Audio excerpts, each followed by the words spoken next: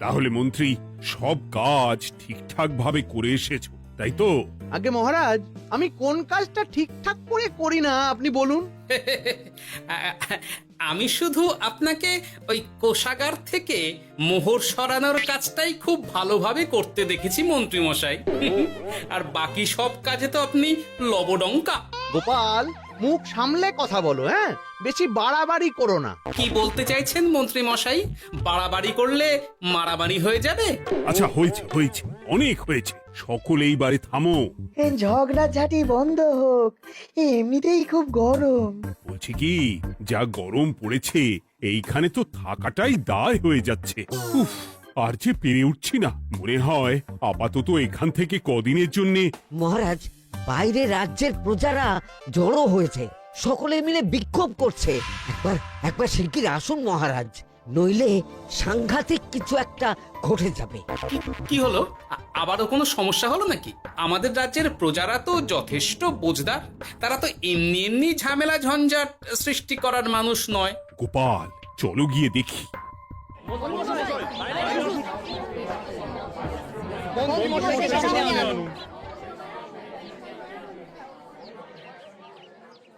কি ব্যাপার, তোমাদের কি সমস্যা হয়েছে? এইভাবে বিক্ষোভ করছো কেন? মহারাজ, মন্ত্রী মশাইকে সামনে আনুন, তারপর বলছি কি হয়েছে না হয়েছে। সেরেছে। আরে, আমাকে ডাকছে কেন? আচ্ছা, বলছি তোমরা একটু শান্ত হও। আমি বুঝতে পারছি তোমরা কিছু একটা কারণে খুবই অসন্তুষ্ট হয়েছো, তাই সেই জন্য বলছি আগে শান্ত হও, তারপর বলো মন্ত্রী মশাইকে কেন খুঁজছো, উনি কি করেছেন? গোপাল দাদা, তুমি তো জানোই রাজ্যে যা গরম পড়েছে, তার জন্য খাল বিল পুকুর নদী নালা একেবারে শুকিয়ে গেছে, চারিদিকে জলের হাহাকার। হ্যাঁ হ্যাঁ, সে তো জানি। গত সপ্তাহে এই সমস্যার কথা জানিয়ে মহারাজকে অনুরোধ করে গিয়েছিলাম যে রাজ্যের বাঁধটা যাতে খুলে দেওয়া হয়। কেন?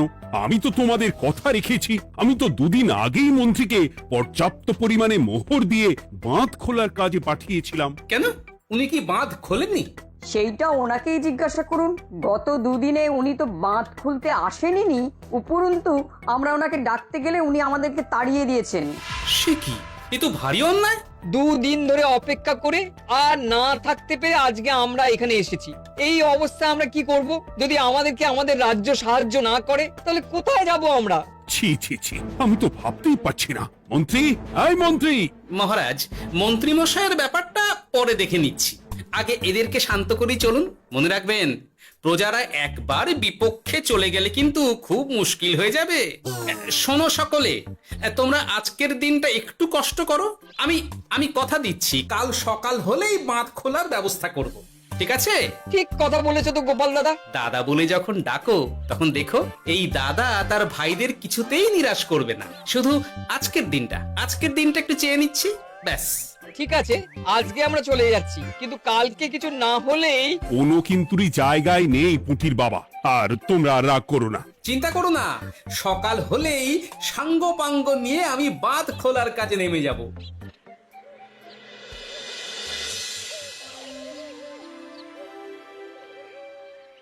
ছি ছি মন্ত্রী, তুমি এইভাবে আমায় মিথ্যে বললে। ভাবতেই পারছি না কি দরকার ছিল আমায় মিথ্যে আশ্বাস দিয়ে প্রজাদের সামনে নাক কান কাটার। মুখে কুলুপ কেন? উত্তর দাও। না, মানে আমার শরীরটা ঠিক ভালো ছিল না, তাই বাড়ি থেকে বেরোতে পারিনি। বলছি কি, শরীর খারাপ থাকলে রাজসভায় খবর দিতে পারতেন, আমরা কেউ দায়িত্বটা পালন করতাম, কি আছে? সমস্ত মোহরগুলো ত্যাগস্থ করে ঘাপটি মারলেন ঘরে। ছি ছি, জানাই আপনাকে ধিক্কার। সকলে মিলে করো প্রতিবাদের চিৎকার। মন্ত্রী মশাই, ছি ছি ছি ছি ছি ছি। মহারাজ, আপনি এক্ষুনি মন্ত্রী মশাইকে কদিনের জন্য সভা থেকে বহিষ্কৃত করুন। সে তো করবই, তবে তার আগে আমি চাই কালকে যখন বাঁধ খুলতে তোমরা নামবে, তখন সেই কাজে কোনো লোক নিয়োগ না করে মন্ত্রীকেই বাঁধ খুলতে নামাবে। মহারাজ, এ কেমন বিচার আপনার? আমি না রাজ্যের মন্ত্রী। মন্ত্রী না ষড়যন্ত্রী। মন্ত্রী মশাই, তাহলে কালকের জন্য প্রস্তুত থাকুন। মহারাজের বাঁধ খোলার জন্য সকল মোহর তো আগেই আত্মসাৎ করেছেন, এবার শুধু কাজে নেমে পড়বেন, কেমন?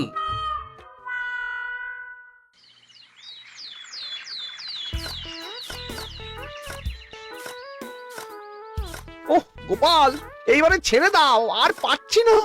এত সহজে হাল ছাড়লে হবে বলুন? এই কে আছো? ওই শাবল কোদালগুলো দাও, আমি এদিকটায় খুঁচিয়ে দিই। সভাকবি, বিজ্ঞানী, এসো এসো এসো, হাত লাগাও। সবে মিলে করি কাজ, বাঁধ খোলা হবে আজ। বাঁধ খোলা হবে আজ, মন দিয়ে করো কাজ। একদম, হাত লাগাও, জোর লাগাও। গোপাল দাদা, সভাকবি, বিজ্ঞানী দাদা আর আর বাকি দাদা ভাইরা আসুন আসুন, সকলে একটু শরবত খান। আমাকেও একটু শরবত দাও। মোহরগুলো খেয়েও তৃষ্ণা মেটেনি বুঝি? হুম হুম। বাঁধ এক্ষুনি খুলবে, প্রজাদের সব জ্বালা জুড়বে। বাঁধ খুলে গেছে। আমাকে বাঁচাও, আমাকে বাঁচাও। কোনো সময় ভুল করলে নিজেই সেই ভুল শুধরে আবার ফিরতে হয়। আপনিও তাই করুন মন্ত্রী মশাই, নিজে নিজেই উঠে আসুন। চলো সকলে। গোপাল, তুমি তোমার সাথীদের নিয়ে যা করলে সত্যি ভাবাই যায় না। মহারাজ, নিজেদের রাজ্যের সমস্যায় নিজেরাই কোমর বেঁধে নেমে সমস্যার সমাধান করেছি, পরিস্থিতি মোকাবিলা করেছি। এর জন্যে আপনি এমন করে বলবেন না। ওহ, তোমরা না থাকলে যে কি হতো। মহারাজ, আমরা আছি তো, এত ভাববেন না আপনি। আপনি বরং আমাদের সকলের জন্য কিছু খাবারের ব্যবস্থা করুন, খুব খিদে পেয়ে গেছে। হ্যাঁ, নিশ্চয়ই নিশ্চয়ই। তোমরা সকলে ভিতরে এসো, হাত পা ধুয়ে নাও। ততক্ষণে আমি রানীকে আহারের ব্যবস্থা করতে বলছি।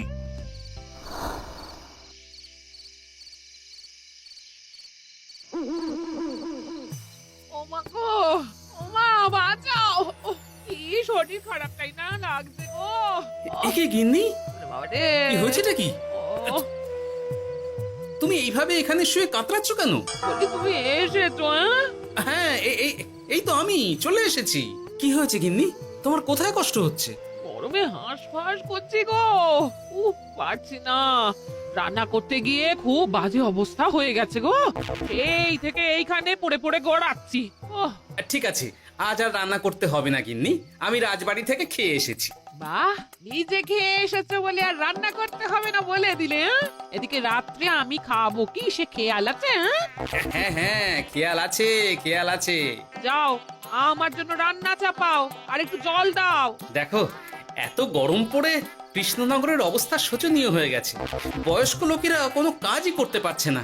সত্যি তো, এই গরমে রান্না করাটা খুবই কঠিন গিন্নি। কি বললে? আমি বয়স্ক লোক? আমার বয়স হয়ে গেছে, তাহলে নিজে কি? এই না না গিন্নি, আমি তোমায় কিছু বলিনি। আমি গোটা কৃষ্ণনগরের সাধারণ বয়স্কদের উদ্দেশ্যেই কথাটা বললাম। তোমার তো বয়স হয়েছে বলে মনেই হয় না গিন্নি। ও তাই বলো?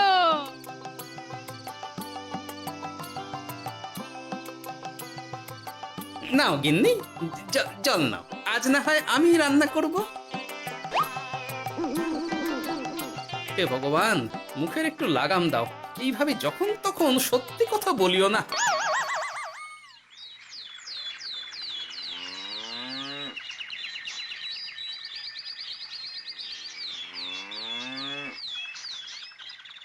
গোপাল দাদা, ও গোপাল দাদা, একবারটি বাইরে এসো, মহারাজ জরুরি তলব করেছেন। আবার কি হলো গোপাল দাদা, গিন্নি? একবার ও বাইরে গোপাল গিয়ে দাদা। দেখে আসি, বুঝলে? পেয়াদা এসে অনেকক্ষণ থেকে ডাকছে। গোপাল দাদা, আচ্ছা, গিয়ে গোপাল দেখো। দাদা, ও গোপাল দাদা, গোপাল দাদা, ও গোপাল দাদা, আরে তুমি এক্ষুনি একবার প্রাসাদে চলো, রানীমার খুব শরীর খারাপ করেছে, মহারাজ তোমাকে খবর দিতে বললেন। ঠিক আছে, তুমি যাও, আমি আসছি।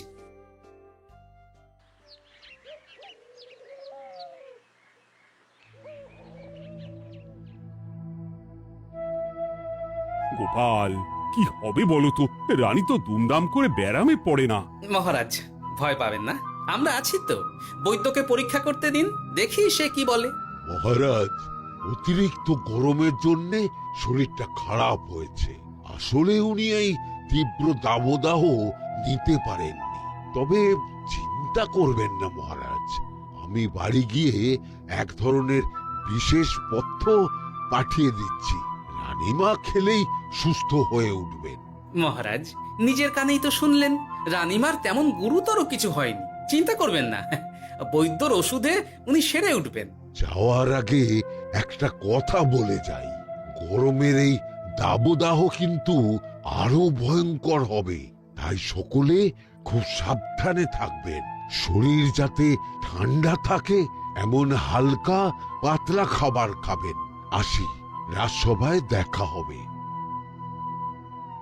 মহারাজ, বৈদ্যমশাই কিন্তু এটা ঠিক বলেছেন, গরম আরো বাড়বে, তাই দুজনেই খুব সাবধানে থাকবেন, কেমন?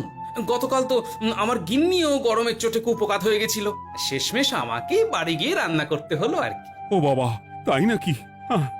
তাহলে তো খুবই চিন্তার ব্যাপার। আচ্ছা মহারাজ, আমি তাহলে এখন আসি, আবার রাজসভায় দেখা হবে। এই গরমে আর এখানে থাকতে পারছি না, বলছি কদিনের জন্য না একটু অন্য কোথাও গেলে হয় না গো? গিন্নি, এই গরমে ঘরেই থাকো, অন্য কোথাও যাওয়ার মোটে নাম করো না। বাইরে বেরোতে গিয়ে যদি কোনোভাবে গরম হাওয়া শরীরে লেগে যায় তাহলে বিপত্তির আর শেষ থাকবে না গিন্নি। কিন্তু এখানেও তো যা গরম পড়েছে, পচে গলে মরে যাই আর কি। উফ গিন্নি, দয়া করে এইসব বাজে কথা বলা বন্ধ করো তো, আমার আয়ুর থেকেও তোমার আয়ু দীর্ঘ হোক। বাহ, তুমি এসব কথা কোথা থেকে শিখলে গো? এই তো তোমার থেকে আর কি। গোপাল, গোপাল, রাজ্যের অবস্থা খুবই বেহাল। এই সবই আমাদের পোড়া কপাল। আরে সভা কবি, কি হয়েছে? তোমাকে দেখে তো মনে হচ্ছে তুমি কিছু... বিজ্ঞানী মহারাজ দুজনেই অজ্ঞান, ঘটি ঘটি জল ঢেলেও ফেরাতে পারেনি তাদের জ্ঞান। কি বলছো কি? তা তুমি এই ব্যাপারটা জানলে কি করে? গিয়েছিলাম একটু আগে বিজ্ঞানীর বাড়ি, গিয়ে দেখি লোকজনের ভিড় সারি সারি। সে কি? শুনলাম মহারাজ তাকে কিছু বলতে এসেছিলেন, তারপরে দুজনে বাইরে বেরিয়ে আসতেই অজ্ঞান হয়ে গেলেন। মহারাজ বিজ্ঞানীর বাড়ি গিয়েছিলেন, তাও আবার রানীমাকে ছেড়ে? রাজবৈদ্য কত করে বললেন এই সময় যখন তখন ঘরের বাইরে বেরোবেন না, কে শোনে কার কথা? আমার মনে হয় মহারাজ তেমন কোনো গুরুত্বপূর্ণ কিছু কথা বলতেই বিজ্ঞানীর বাড়ি গিয়েছিলেন। গরম কমানোর উপায় আলোচনা করতে হয় তো গিয়েছিলেন। আমাদের মহারাজ তো নিজের চোখেই দেখেছেন এই তীব্র গরমের চোটে রাজ্যের কি অবস্থা, কি অবস্থা। ঠিক বলেছো গিন্নি, আমার এই কথাটা তো মাথাতেই আসেনি। ধন্যবাদ গিন্নি, অসংখ্য ধন্যবাদ তোমায়। আমায় পরে ধন্যবাদ জানিও। হ্যাঁ, এখন আর দেরি না করে বৈদ্য মশাইকে সঙ্গে নিয়ে বিজ্ঞানী মশাইয়ের বাড়ি যাও। হ্যাঁ,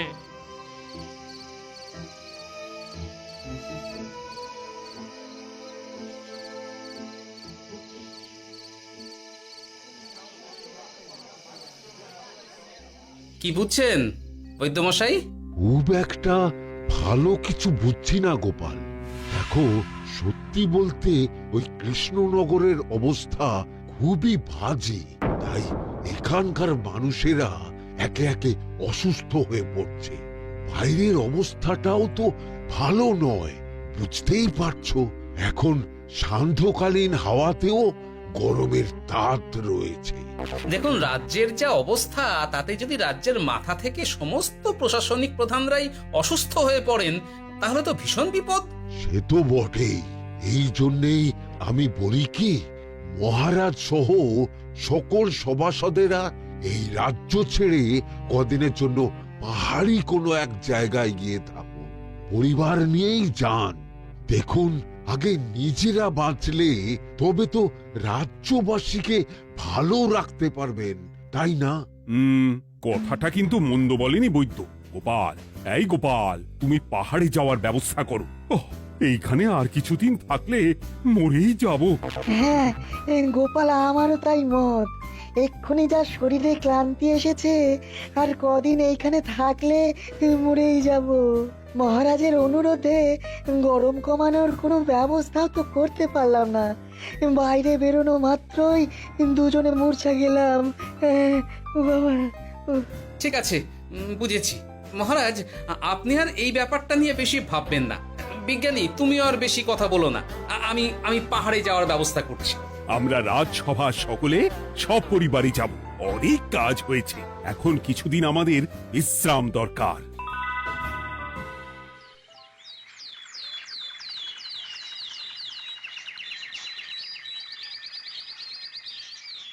এ কি গোপাল, মন্ত্রীকেও তুমি আমাদের সঙ্গে নিয়ে যাচ্ছ?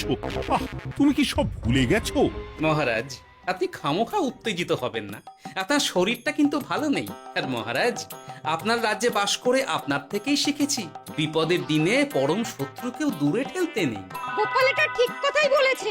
যতই হোক, উনি তো আমাদের মন্ত্রী, তাই এই বিপদের দিনে ওনাকে ফেলে যায় কি করে বলুন তো? সত্যি গোপাল, তোমার তুলনা নেই। ঠং, সবই নাম কেনার চেষ্টা।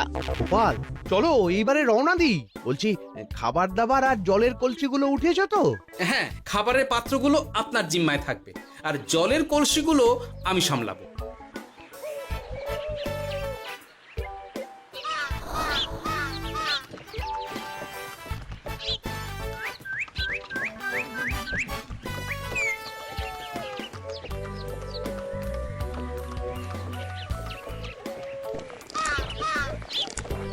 কি গো, তুমি খাবার ছেড়ে শুধুই জল খাচ্ছ? ওদিকে মন্ত্রী মশাই যে সব খাবার একাই সাবার করে দিলে না? ভালোই তো, থাক না।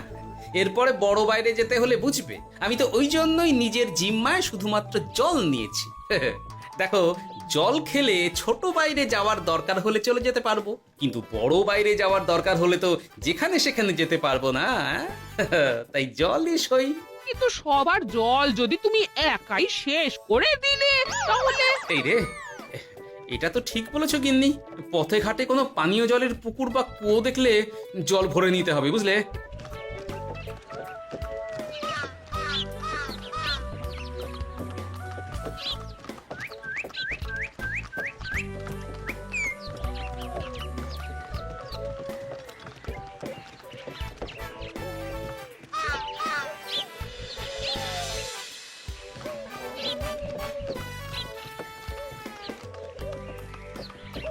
সকলে আসুন, দেখুন দেখুন, মহারাজ আবার মূর্ছা গিয়েছেন। আসুন। সে কি, কৃষ্ণনগর পেরিয়ে এসেছি, এখন এই অচেনা অজানা জায়গায় এসে মূর্ছা গেলেন? গিনি, চলো তো শিগগির গিয়ে দেখি। কেউ ঘাবড়াবেন না, মহারাজের শরীরটা আসলে খুব দুর্বল ছিল তো, তাই মূর্ছা গিয়েছেন। তবে চিন্তার কিছু নেই, আমি এক ধরনের পথ্য দিচ্ছি, এটা খেলেই উনি আবার সুস্থ হয়ে যাবেন। ঠিক আছে বৈদ্য মশাই, আপনি তাহলে যত তাড়াতাড়ি সম্ভব পথ্যটা তৈরি করুন। হ্যাঁ, আমার এই পথ্যটা তৈরি করার জন্যে একটু জলের প্রয়োজন। একটু জলের ব্যবস্থা করুন তো। এ মা, বলি গাড়িতে যে এক ফোঁটাও জল নেই গো, কি হবে? এই গোপাল, তুমি একাই সব জল খেয়ে বসে আছো? হ্যাঁ গোপাল, এখন এসব বাদ দাও, চলো একটু জলের ব্যবস্থা করি। হ্যাঁ, খানাখন্দ, খাল, বিল, নদী, সমুদ্র, যেখান থেকে পারো জল নিয়ে এসো। জল ছাড়া এই পথ্য বানানো অসম্ভব। গোপাল, কি করা যায় বলো? দাঁড়াও, আমি একটু ছোট বাইরে থেকে ঘুরে আসছি। হ্যাঁ, খুব জোরে বেগ আসছে, ত্যাগ না করতে পারলে বুদ্ধি খুলবে না।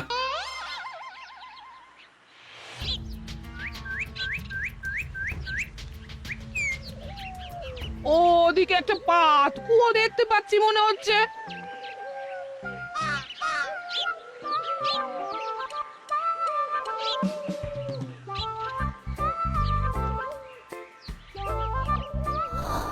জল কোথা থেকে পাবো? তবে কি জলের অভাবে আজকে মহারাজ সুস্থ হতে পারবেন না? রানীমা, ব্যাকুল হবেন না, আমি আছি তো। আমি থাকতে কিচ্ছু অঘটন ঘটবে না। সকলে শুনুন, বিশেষত মহিলাদের বলছি, আপনারা সকলে নিজেদের কাছে যত শাড়ি আছে সেই প্রত্যেকটা শাড়ি আমাকে দিন। আমি শাড়ি জুড়ে জুড়ে লম্বা রশ্মি বানাবো, তারপর সেই রশ্মিতে বালতি ঝুলিয়ে জল তুলব। দয়া করে কেউ দেরি করবেন না।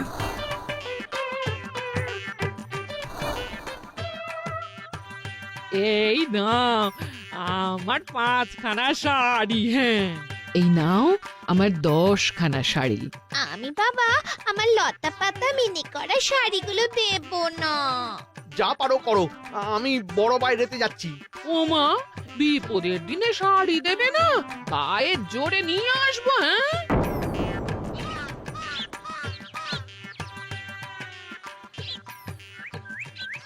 এ বাবা, এখনো কিছুটা কাপড় লাগবে তো। যা গভীর পাতকুয়া, সবার সব শাড়ি তো কাজে লাগিয়ে দিয়েছি, এখন কি হবে? আরে ওই তো কার একটা ঝোপের কাছে ধুতি পড়ে রয়েছে, যাই ওইটাই নিয়ে নি। এই গোপাল গোপাল, আরে করো কি ওটা তো আমার ধুতি। আরে আরে আমি এই ঝোপে বড় বাইরের জন্য এসেছি। আরে মন্ত্রী মশাই, বড় বাইরে করার সময় অযথা অন্যদিকে মন দেবেন না, তাহলে পেট সাফা হবে না।